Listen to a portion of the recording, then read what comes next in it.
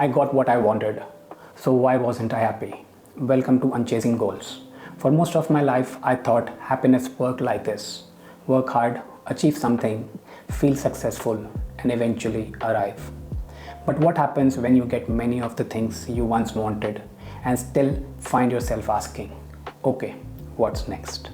My name is Dr. Ritul Agarwal. I am a specialist prosthodontist, educator, speaker, and a mentor.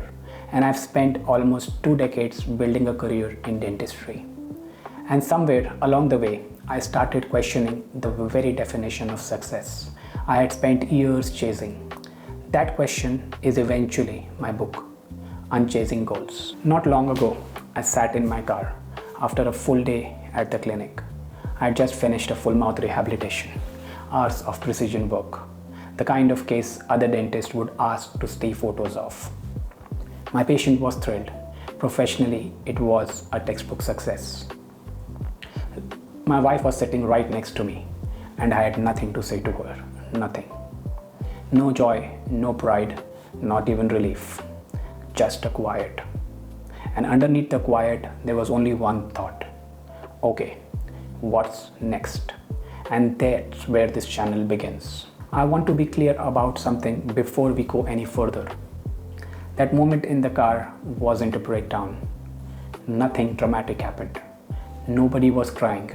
From the outside, for anyone, it probably looked like a completely normal Tuesday. That's exactly what made it so unsettling. Because I had done everything right. From over 13 years, I have worked in Dubai as a specialist prosthodontist, which, if you are not familiar with dentistry, means I do some of the most detailed, high-stake, reconstructive work in the field. I have also lectured internationally. I have mentored hundreds of younger dentists. I have examined for professional boards. On paper, I was winning. And somewhere along that very polished path, something had gone quiet inside me. Here's the pattern I want to name today, because I think you already know it, even if you have never had a word for it. You hit a goal. For a moment it feels good, and then almost immediately a new goal appears to take its place. Not next week, not next month, almost immediately.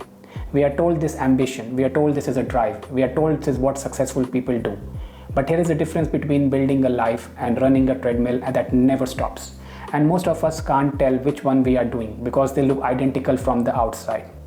If you have ever finished something you worked incredibly hard for, whether it's a promotion, a qualification, a launch, a goal you have chased for years and felt strangely empty instead of proud, remember, you are not broken.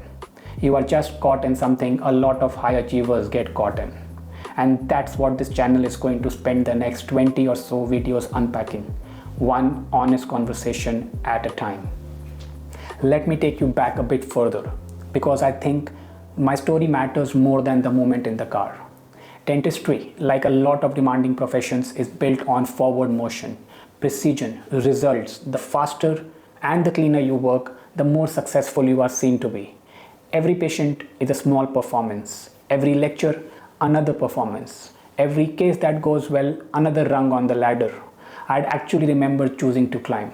First it was graduating, then specializing, then moving to Dubai to work in one of the most competitive dental markets in the world, then speaking on international stages, further becoming an examiner myself. And with every one of those milestones, I told myself the same thing. This must be it. This is where it finally feels like enough. Trust me, it never did. The satisfaction would last a few days, sometimes even less. And then there would be a new benchmark waiting, a new thing to prepare for, a new reason to keep pushing. I remember sitting with a group of dentist friends once, and I asked them, half jokingly, half serious, do you ever feel like this is all just never ending? One of them laughed and said, you think too much, Ritul, just aim higher. I want to sit with that response for a second, because I think it's the advice most of us have been given our whole life, from friends and family, in one form or the another. Work harder, want more, set a bigger goal. And on the surface, it sounds like wisdom. But it's exactly backwards for someone who's already running on less fuel. Because the problem was never that my goals were too small. The problem was that I never stopped long enough to ask whether the chase itself was actually worth it. Here's what I have slowly come to understand, and it's the whole reason this channel and the book that led to it exist. A lot of us aren't actually working towards something. We are working away from something, away from the discomfort of sitting still. Sitting still is tough, away from the fear of being ordinary in a world that worships constant achievement, away from the quiet, uncomfortable question of what if I stopped and nothing terrible happened. We call it ambition. Often it actually avoidance wearing a very convincing disguise. I want to be really clear about something because I don't want this channel to be mistaken for an anti-success channel or my book. It isn't. I still love dentistry. I'm still proud of what I have built. I still believe in skill, in learning, in doing meaningful work. This isn't about quitting your job or walking away from ambition. It's about noticing the difference between choosing a goal and chasing one, between presence and pressure, between progress and proving.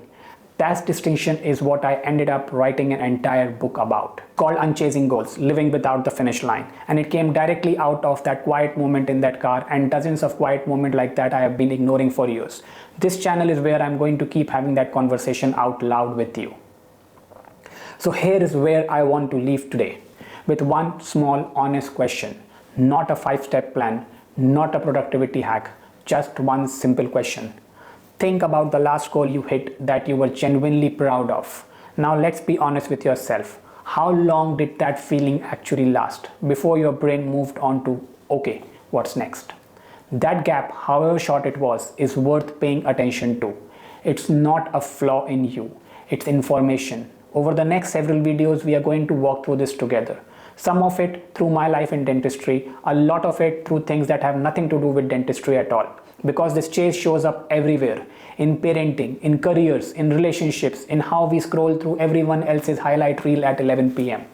If any part of today's video felt familiar, if you have ever achieved something and felt strangely empty right after that, I'd genuinely like to know in the comments. What was your version of the car scene? Subscribe if you want to keep having this conversation with me. And if you want to go deeper right away, the book Unchasing Goals goes all the way into a lot more of detail. Link is in below. I'm not on the other side of this, telling you how to fix it. I'm still walking the path. I just stopped running on it. See you in the next one.